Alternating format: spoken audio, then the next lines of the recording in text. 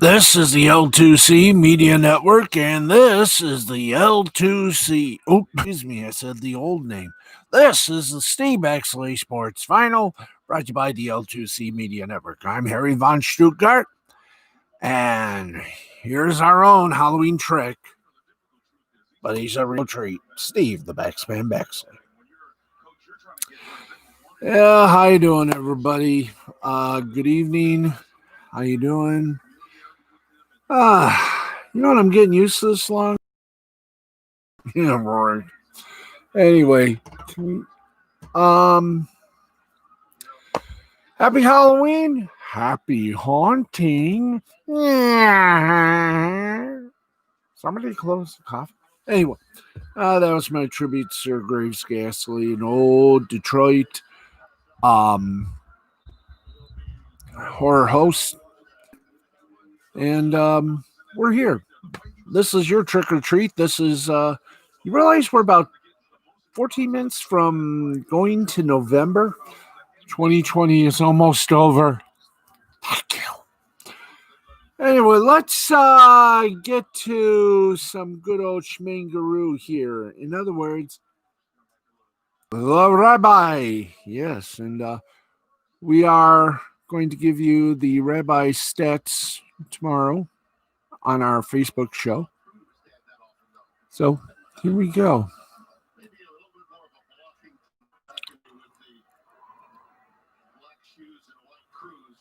So here we go. We got some college football for you, including games that are still literally going on as we speak. Are we having a little trouble there? There we go. So here. Yay, finally. That one is done. Let's get you right now. Football action. And action it certainly was tonight. Let's go for the scoreboard. And wow. This is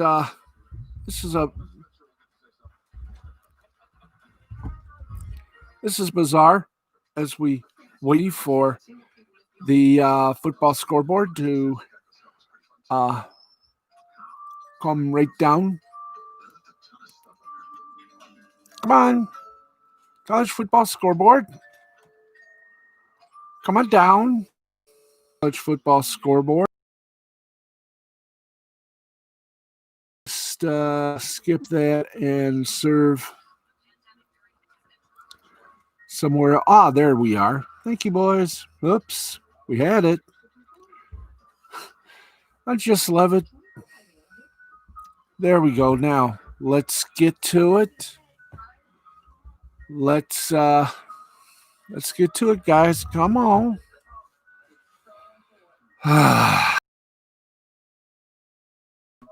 And as we begin the begging, which, if I'm not mistaken, is they're all popping up. Good night, nice. Week 9 in the college football, and we got some finals for you. Let's first take you to some of the games that are still going on, and then we'll talk the final scores. Third quarter, San Diego State leads Utah State 17-7. Utah State with the ball, 1st and 10 on San Diego State's 32-yard line.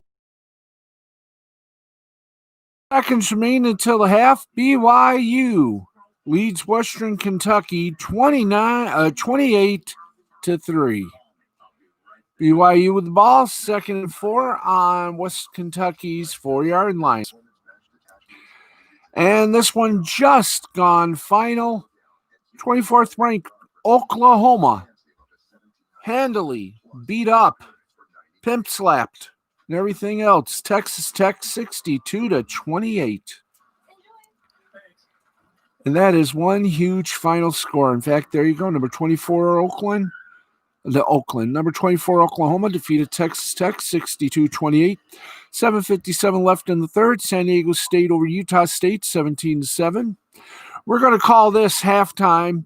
Number 11th ranked BYU over Kentucky, Western Kentucky, 28-3. And they've just they're early in the second. Nevada leads UNLV 17-6. Let's go for some final scores, shall we? Tulane over Temple, 38-3. West Virginia over 16th ranked Kansas State, 37-10.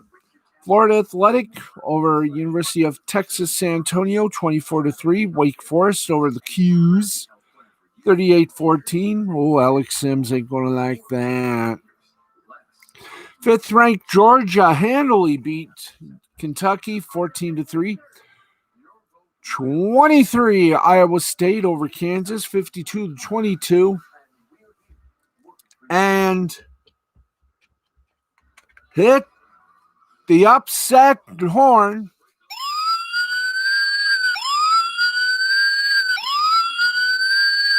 13th ranked Michigan in the battle for Paul Bunyan, dumped by Michigan State, 27-24.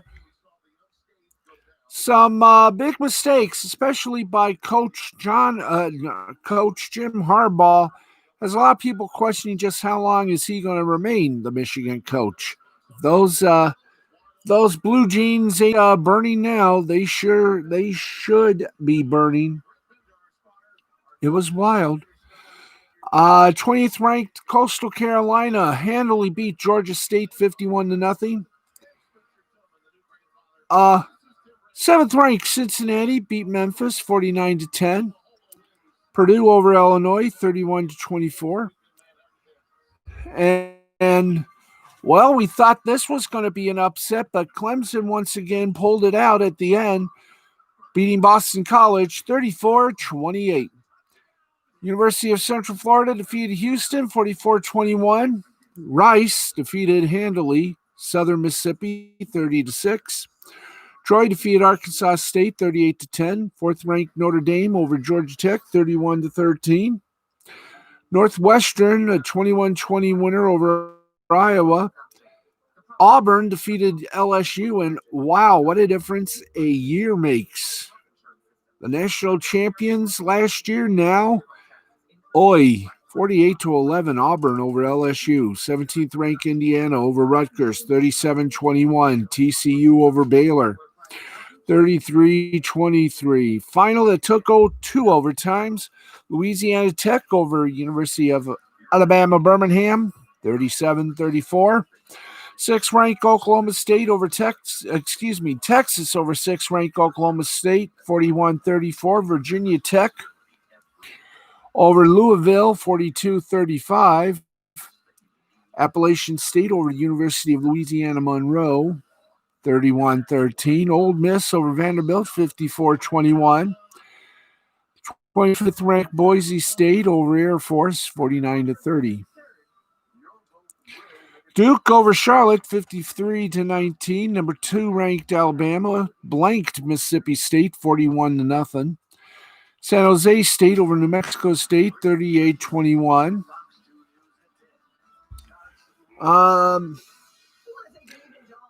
This one was very close. Number 3 ranked Ohio State over 18th ranked Penn State, 38-25. 10th ranked Florida over Missouri, 41-17. 8th ranked Texas A&M over Arkansas, 42-31. 22nd ranked SMU over Navy, 51-37. 15th ranked North Carolina, lost to Virginia, 44-41. Louisiana over Texas State, 44-34. 2 games, one postponed, the other canceled. North Texas and UTEP was postponed, and 9th ranked Wisconsin over Nebraska was canceled. And final in overtime, Maryland over Minnesota, 45-44. East Carolina and Tulsa, well, they ended up in a 20-20 tie. Wyoming over Hawaii, 31-7. Marshall, 19th ranked over FIU. They never even got to play. And unfortunately, They were postponed. Fresno State over Colorado State, 38-17. Georgia Southern over South Alabama, 24-17. We're going to be on until 12:30. So, how you doing? All right, let me just itch. All right.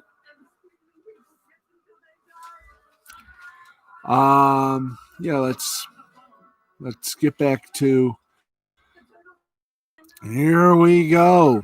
Once again, a cycle within a cycle. It's a bicycle.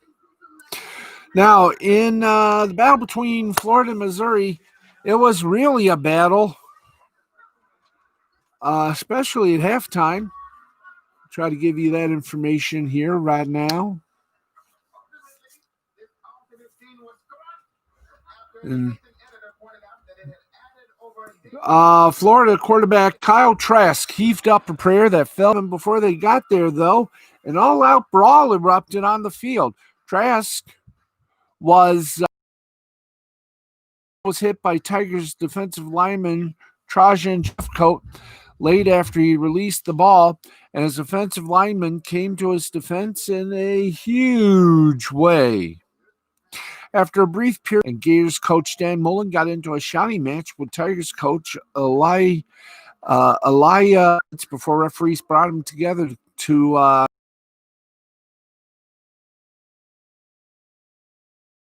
Powell were ejected for Florida. Linebacker Trey Williams was ejected before the end of the game. That player would be ejected. And the whole thing went down. It was referees tried to sort things out as best as they could. It's safe to say, though, that the SEC office is going to be combing through various angles of the fight in order to find out who needs to be suspended for future games. Incredible.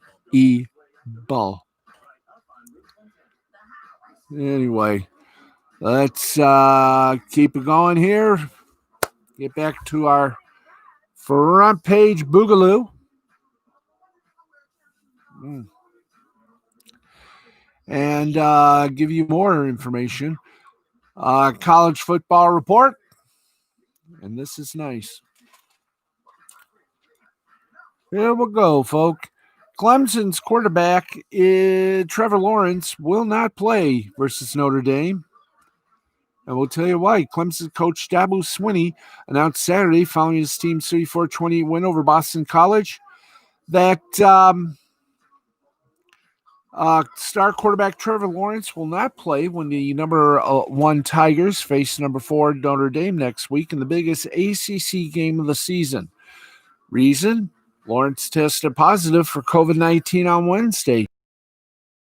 He'd been experiencing relatively mild COVID-19 symptoms. It remains unconfirmed when those symptoms began for Lawrence, coupled with ACC isolation protocols and cardiac testing procedures. Lawrence will be cleared to play in time to sit up against Notre Dame on Saturday, November 7th. And joining his teammates on Zoom from isolation until Thursday or Friday.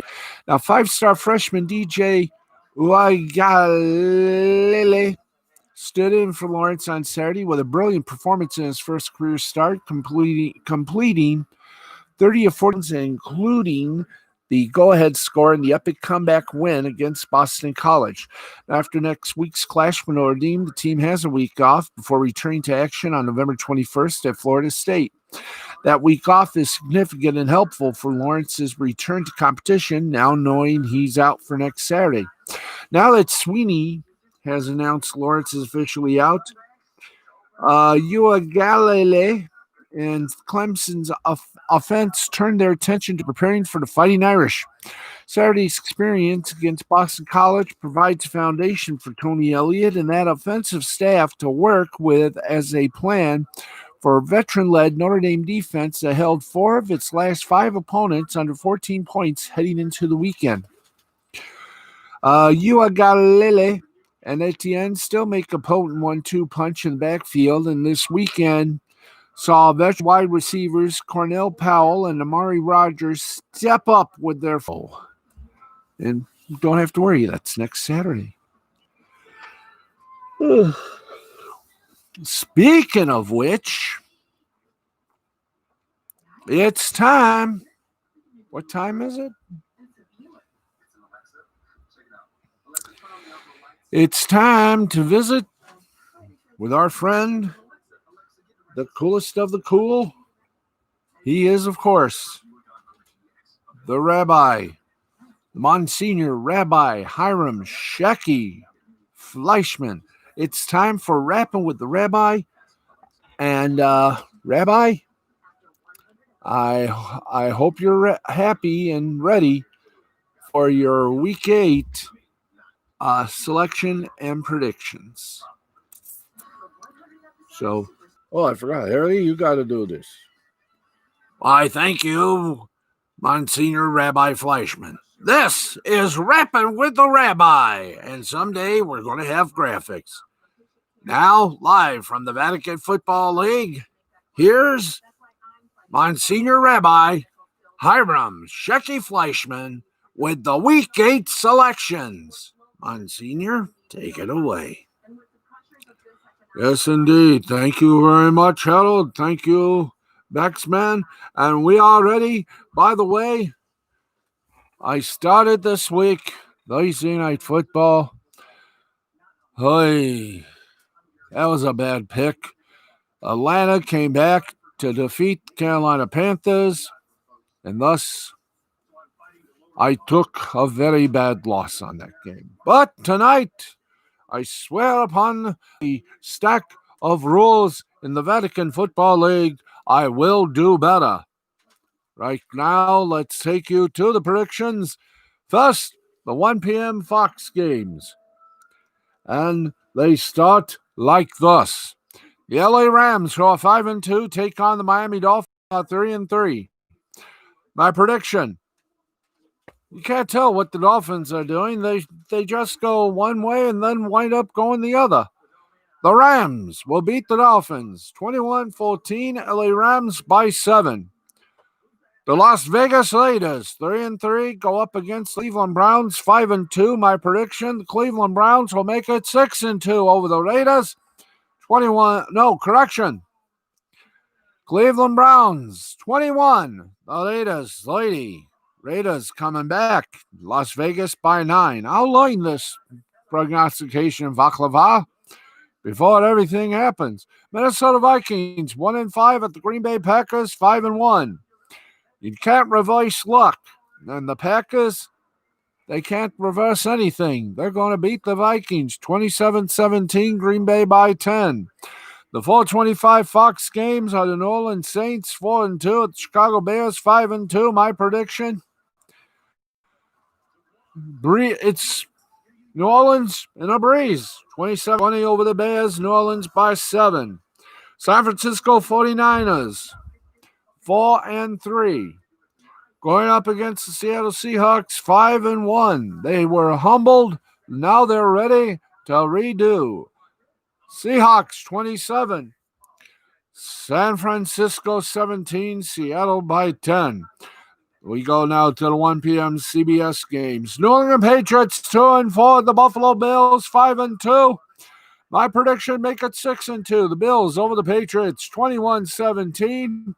And there are going to be a lot of questions about the fate and future of one Bill Belichick. Has his head been swollen by a ton of Subway sandwiches?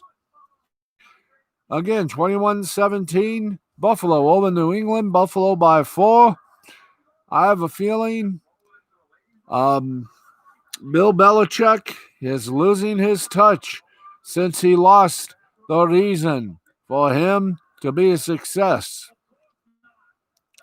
Indianapolis Colts 4-2. The Detroit Lions 3-3 make it 4-3. I think the Lions have uprighted the ship, and I think Matt Patricia finally has found the groove.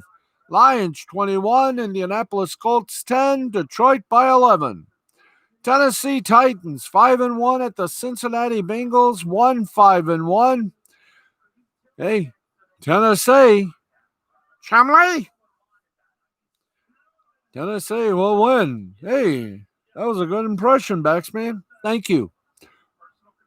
Anyway, Tennessee Titans 17, Cincinnati Bengals 11. Tennessee by 6.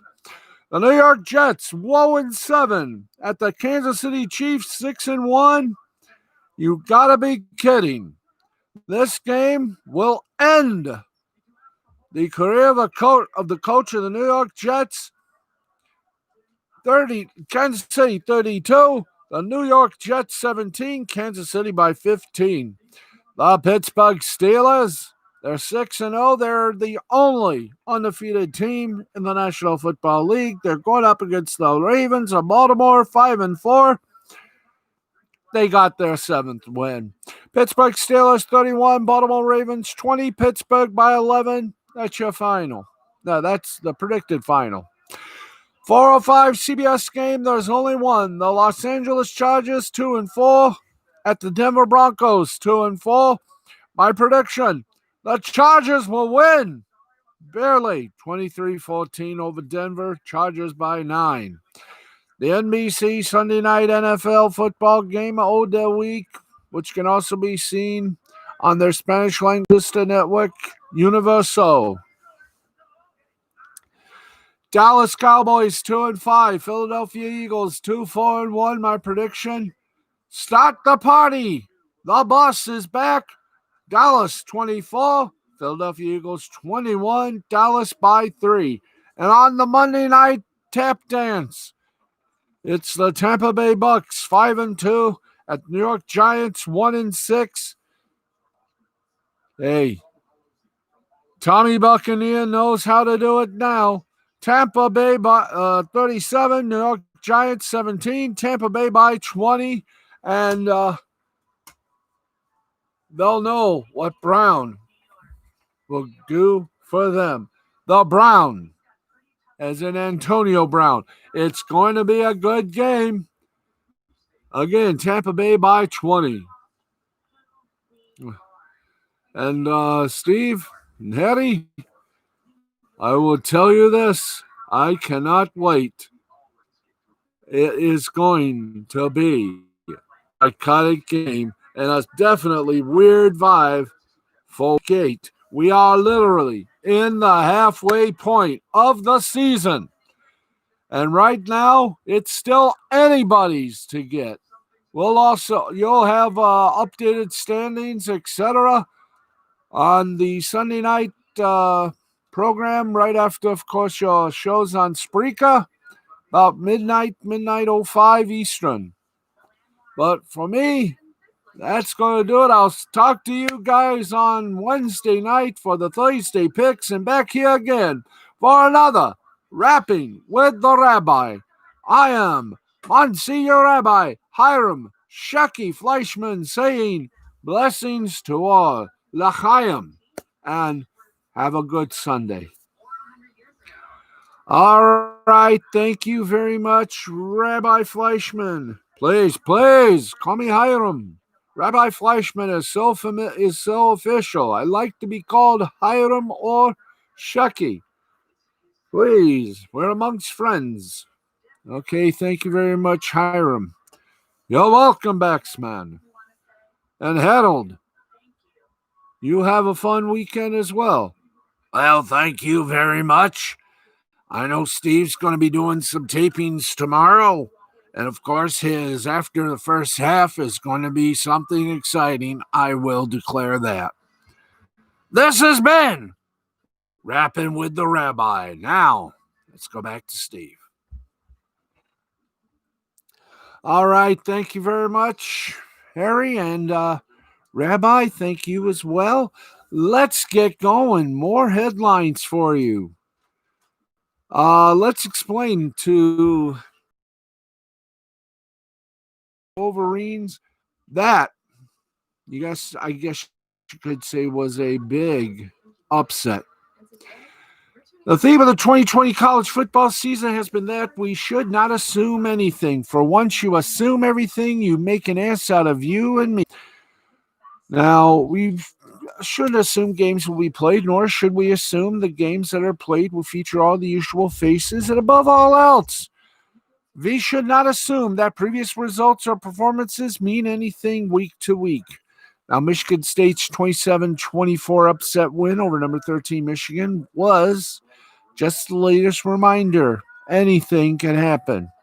Last week, we saw Michigan look impressive in a 49-24 road win over a ranked Minnesota team, while Michigan State was busy turning the ball over 7 times en route to becoming the first Big Ten team to lose to cruise to an easy win on Saturday. The point spread closed with Michigan as a 3-touchdown favorite per William Hill Sportsbook. And that was after it shrunk a few points during the week. But none of that mattered Saturday, though.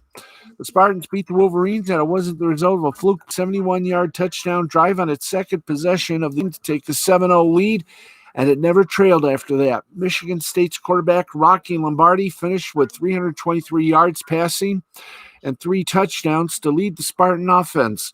Ricky White proved to be his favorite target, pulling in 8 receptions for an incredible 196 yards, 24.5-yard reception with a touchdown. He was so good, they should give Lombardi a trophy. Now, what are the takeaways from this upset? We're going to tell you. Losing to Rutgers is never good, no matter what the box score or context might say. But the 38-27 loss last week in week 1 of the Big Ten season was a bit misleading in that it made it look as though Michigan State wasn't its worst enemy in that defeat. Spartans turned the ball over 7 times and put their defense in bad positions constantly. When you looked at the numbers, though, you saw that the Spartans' defense played well, all things considered, and that showed up against Michigan. The Spartans held the Wolverines to 450 as Michigan State was sitting back with a 2-score lead. Where are we here? During an 18-play drive that just minutes off the clock.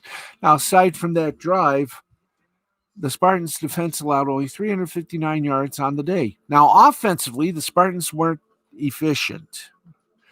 They averaged only 3.3 yards per carry on the ground, and while Lombardi completed only 17 of 32 passes, that was a reflection of the game plan, not Lombardi's overall accuracy. MSU attacked U of M's defense vertically in the passing game, and it worked. It was a much more aggressive approach than what we saw from the Spartans last week against Rutgers. When Lombardi averaged 7.4 yards per attempt Saturday, he averaged 10.1 or 101.1. I think it's 10.1. That wasn't bad. Now, does this win mean that the Spartans will move on to compete in the Big Ten East? Well, we shouldn't assume anything, but it did prove that things weren't nearly as bad as they seemed last week. Now, Michigan State's aggressiveness in the passing game, we mentioned that, and it wasn't an accident. The Spartans saw something of which they felt they could take advantage of, and they did. While Michigan's defense performed solidly overall against Minnesota last week, its secondary was very vulnerable to the big play. The Golden Overs, missing half their offensive line, were still able to pick up 2 passing plays of at least 30 yards last week. Now, on Saturday, Michigan State had 5. Spartans had completions of 30, 31, 40, 50, and 53 yards against Michigan. Ricky White was on the receiving end of all of them, except for the 53-yard connection that was Jalen Naylor. If Michigan can do that against Michigan's defense, what will Ohio State manage to do? There is your question. Also, while the secondary will take the heat for the performance, Michigan's front 7 has to share in the blame of this disaster. Last week, the Wolverines' defense had 9 tackles for loss and 5 sacks against the makeshift Minnesota offensive line. Now, against Michigan State, they managed only 2 tackles for loss and didn't sack Lombard a single time. It's a lot easier to cover receivers when your front 7 gets pressure on the quarterback, and Michigan didn't do much on that. The Big Ten, well, I may regret this, but they say it's a total crapshoot. Conference seems to be Ohio State and 13 other teams. That could be anything. And given how everything else has gone, Penn State might prove Ohio State's no different on Saturday night. Michigan looked impressive last week, and it could be a contender in the Big Ten East. Tonight, they weren't good. Now, Penn State, well, they're the latest victim of Ohio State. Michigan looked impressive last week, and like it could be a contender in the Big Ten East. It's hard to imagine that's still the case. This lackluster performance. In the West, Wisconsin looked like a juggernaut against Illinois, but it had to cancel a game due to a COVID-19 outbreak and will be down to its third string quarterback at a minimum if it can return next week. Minnesota, which won 11 games last year, is 0-2. Penn State might be 0-2 by the end of the night. Who knows what happens from here? We're all going to know that soon enough. 19 minutes past the hour of midnight Eastern. We're on the air until about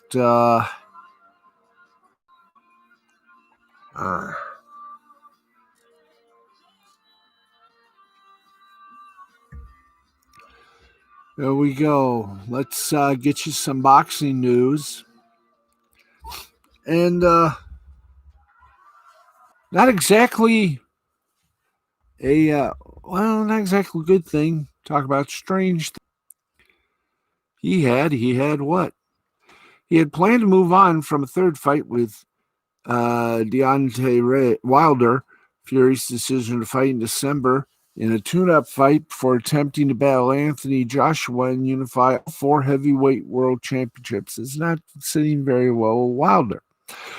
Wilder, who was battered en route to a 7th-round stoppage in their February rematch, unleashed a torrent of tweets aimed at Fury's decision, beginning with a video in which he accuses Fury of cheating in both the February encounter and their 2018 December split draw. And some of the tweets we say here, quote, I saw in the first fight when Ricky Hatton was pulling down your gloves to put your hand in the improper position, end quote. Y'all tried the same method the second time, but this time you scratched flesh out of my ears, which caused my ear to bleed. It's impossible for a brand new 10-ounce glove to bend, to keep us smushed in form, or to have loose space. I highly believe you put something in your glove, something the size and shape of an egg weight. It's the reason. Hi, we back up here. Time my face swelled up in an egg weight form, and it left a dent in my face as well. But in the midst of it all, you still couldn't keep this king down. You would have had to kill me. In the end, it took a crab in the bucket referee and a disloyal trainer to throw in the towel just to stop me. Now, Fury entered the rematch with Wilder as a lineal heavyweight champion and added the WBC belt in victory. Wilder took issue with cornerman Mark Breland for throwing in the towel as the fight had clearly slipped away from his fighter. The contract for a rematch stated the loser could initiate a third fight by taking the short side of a 60-40 purse split. But a Wilder injury, followed by further delays, resulted in the time frame for that rematch expiring, according to the Fury team. Now, after losing in the rematch, Wilder attributed his performance wearing a heavy LED-lit suit to the ring, tiring out his legs before the fight even began. Wilder's comments on Fury's gloves echo through his younger brother in June, when Marcellus Wilder said, quote, it was discovered by doctors that my brother has a dent in the side of his head due to a blunt object struck against his head from his last fight.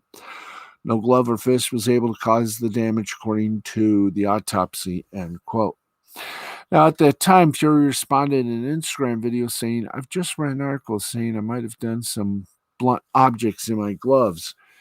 And 2 big 19-stone destroyers in each glove. Getting punched in the temple may do that to you, unless Deontay Deontay Wilder's own trainer, Jay Diaz, was in on the conspiracy as well, along with all the Las Vegas commission guys who never left the room.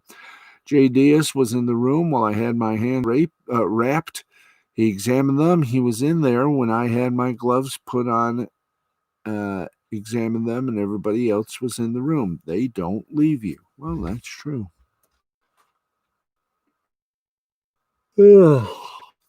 What's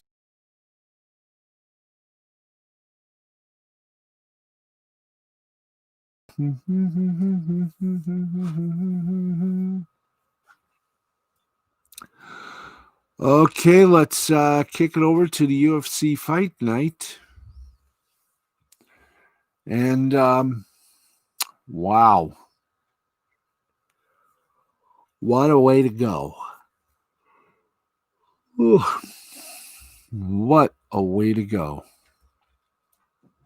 I will explain that right now. Anderson Silva had already cemented his UFC legacy ahead of his UFC Fight Night main event with Uriah Hall. But the former middleweight champion was trying to make one final statement in his final trip to the octagon. The fairy tale ending wasn't to be, however, with Hall scoring a fourth-round knockout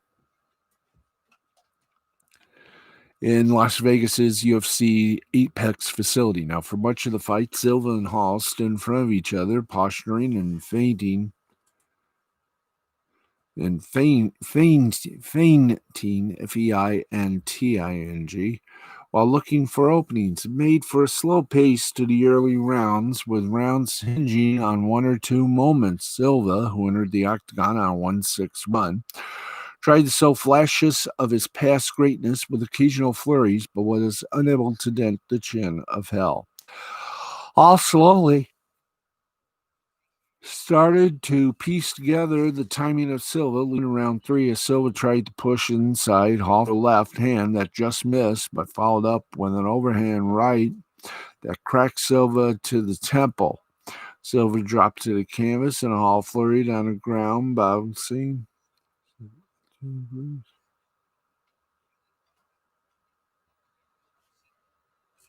Anyway, there you go. Silva followed up with an overhead right that cracked Silva to the temple. Silva dropped to the canvas. Hall flurried on the ground, bouncing Silva's head off the canvas. With 10 more seconds, Hall would have gotten the stoppage, but Silva was saved by the bell. Things didn't improve for Silva in round 4. He tried to shake off the cobwebs from the earlier knockdown. Charging forward, which Hall simply slid backwards through a straight right hand that dropped Silva again. This time, there would be no bell to save Silva. Hall landed a series of hard punches on the ground that forced referee Herb Dean to stop the fight in the minute 24 mark of round 4. The final moment of Silva's UFC career was reminiscent of his own iconic knockout of Forrest Griffin in 2009, when Silva used head movement to avoid a Griffin charge before landing a one-punch knockdown. After a fight, Hall and Silva shared a moment, with Hall apologizing to one of his idols for the victory, saying, quote, "I love you. I'm so sorry." Oh, that was nice. That was. Silva had already said the fight would be the last time he would step in the octagon as an active fighter, but he drove home that point in his own post-fight interview. He said, quote, "I feel the fight is a fight. When you come inside, you have a 50-50 chance to win. Today, Uriah was the best. He came to win the fight, and I enjoyed my moment. It's very difficult for us to stop, but today's the final day, and I'm so happy to be here and doing my last show for my fans." However, Silva stopped short of saying that he was retired when pressed. Quote, "I know. First, I'll go back home and go see with my team because it's tough, and we agree. Let's take you to the fight night card and results. Thiago Moises defeated Bobby Green via unanimous decision, 29-28, 28-29. Kevin Holland defeated Charlie Ontiverios. He defeated Maurice Green via second round at the Tiger GTA. There we go. Anyway, let's get to it. Charlie Ontiverios via first round submission, a verbal tap. Greg Hardy defeated Maurice Green via second round TKO punches. Bryce Mitchell defeated Andre Fili via unanimous decision 29-28, 29-28, 30-27.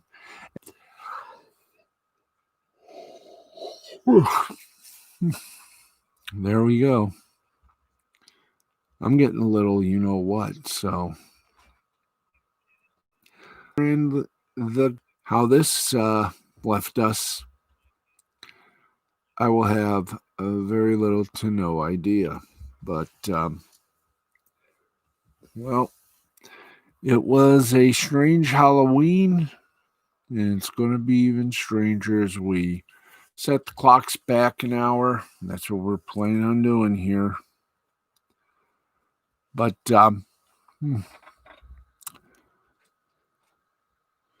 let's give you a little. Oh, sorry. But well, boxing had its share of madness. Before we delve into the boxing ring, let's give you. Oh, we're going to do that right now. Often hyped up as one of boxing's rising stars and quite possibly its most savage finishers, Gervonta Davis versus Leo Santa Cruz. The fight results sort of tie. So here we go. This should be fun. And let's get to it. Savage finisher. Gervonta Tank Davis lived up to his billing and then some tonight with a violent knockout in his pay-per-view headlining debut. At just 25, Davis, 24-0 with 23 knockouts, created a viral highlight that's sure to gain acceptance as boxing's best knockout of 2020 as he cornered up to Stu and say... Okay, wow.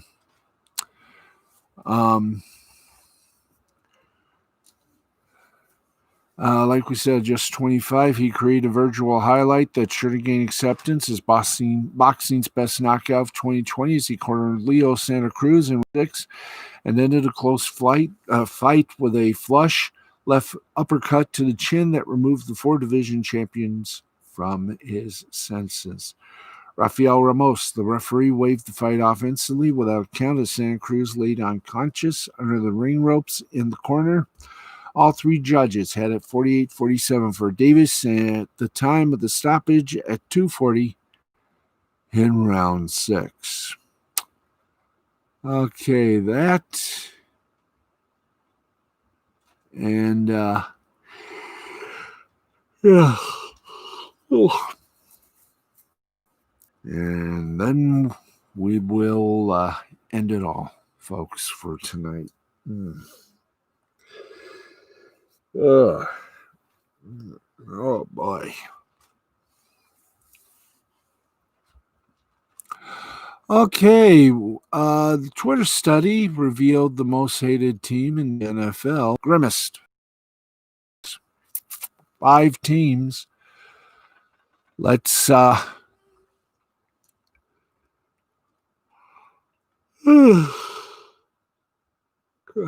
that is answerable, but it follows a little dread.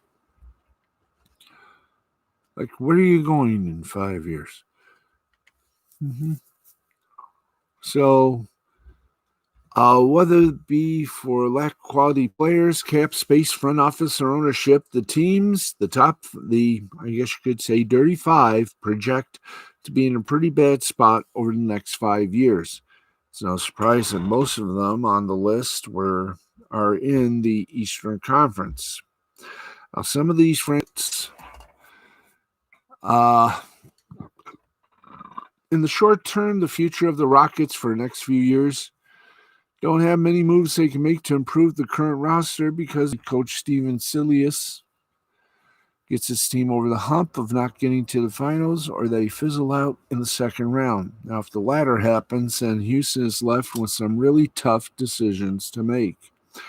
Tanking isn't exactly an option because Houston owes 5 first-round picks in the next 6 years and 3 second-round picks, making it difficult for the Rockets to add top-tier Uncle Mike.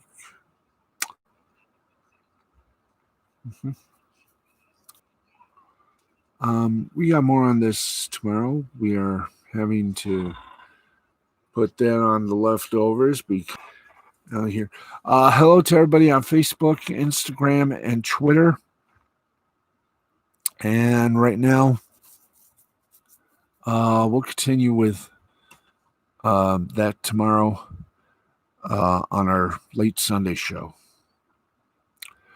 Okay, it is time now. And yeah, it is time now. It's 12:36. We got about 4 minutes. Faster than a speeding heffalump. We got the scoreboard to do. And by the way, I want to say this is the last time we'll be using the honey roasted peanuts can as a mic stand. We have got a new mic stand going to be installed to dig it. I know you can.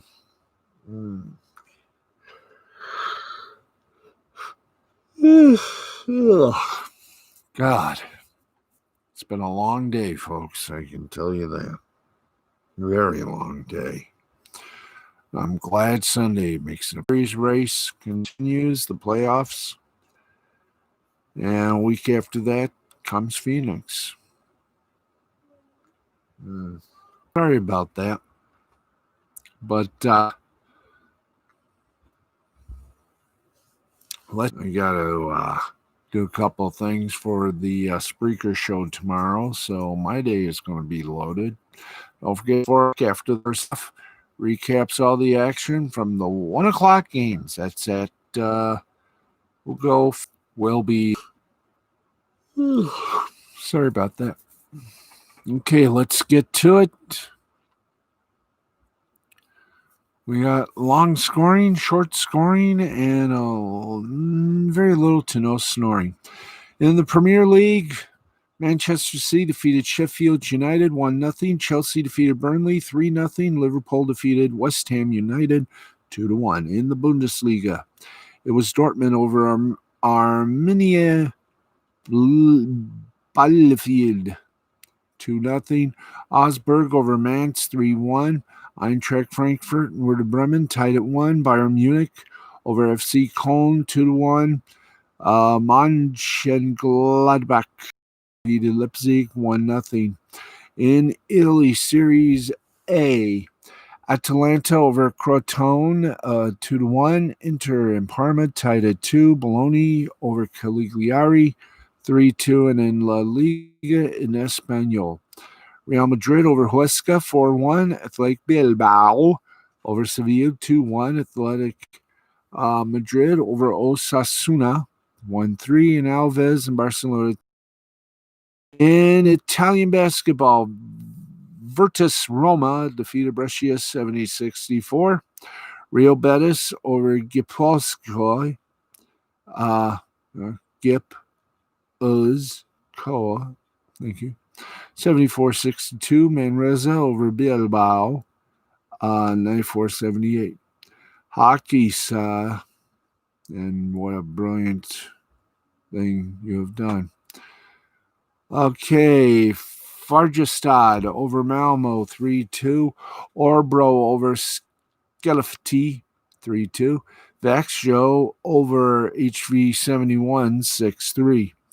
In Finland, Tappara over Kuku 3-2. Karpat over Asat 4-3. Pelicans over JYP, you know what I mean. 1. Ilves over Kalpa 3-2. Hamirlina